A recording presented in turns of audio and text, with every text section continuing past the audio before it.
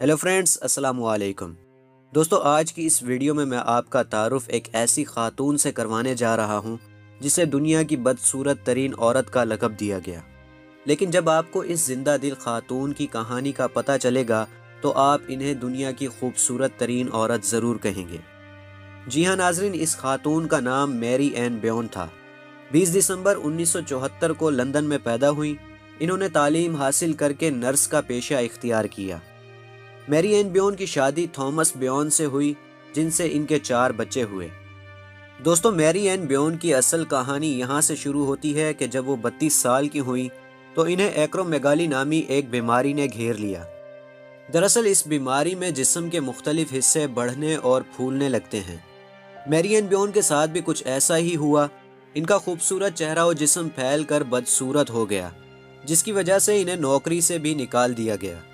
اس کے بعد انہیں ایک اور صدمہ یہ لگا کہ 1914 میں ان کے ہسبینڈ کا انتقال ہو گیا اور وہ اپنے 4 بچوں کے ساتھ اکیلی ہو گئیں، جس کے بعد انہیں معاشی تنگی اور غربت نے گھیر لیا۔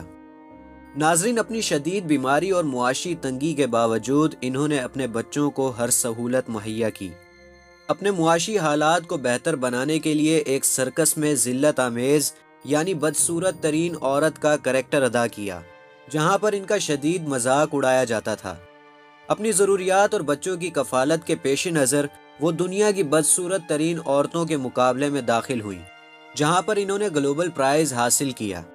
اس انعام کے باوجود بھی وہ لوگوں کے مذاق اڑانے کو ترجیح دیتی رہیں تاکہ وہ اپنے بچوں کی پرورش کر سکیں اور انہیں اچھی تعلیم دے سکیں۔ میری این بیون 1933 کو امریکہ چلی گئیں، جہاں ان کا انتقال ہو گیا۔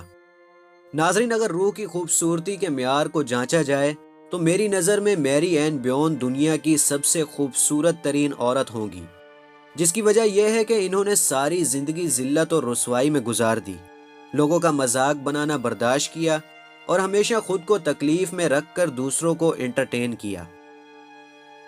دوستو، یہ ویڈیو آپ کو کیسی لگی؟ ویڈیو سے ریلیٹڈ اپنے کمنٹ سیکشن میں ضرور دیں، اور ایسی مزید انفارمیٹیو ویڈیوز دیکھنے کے لیے چینل کو ضرور سبسکرائب کریں۔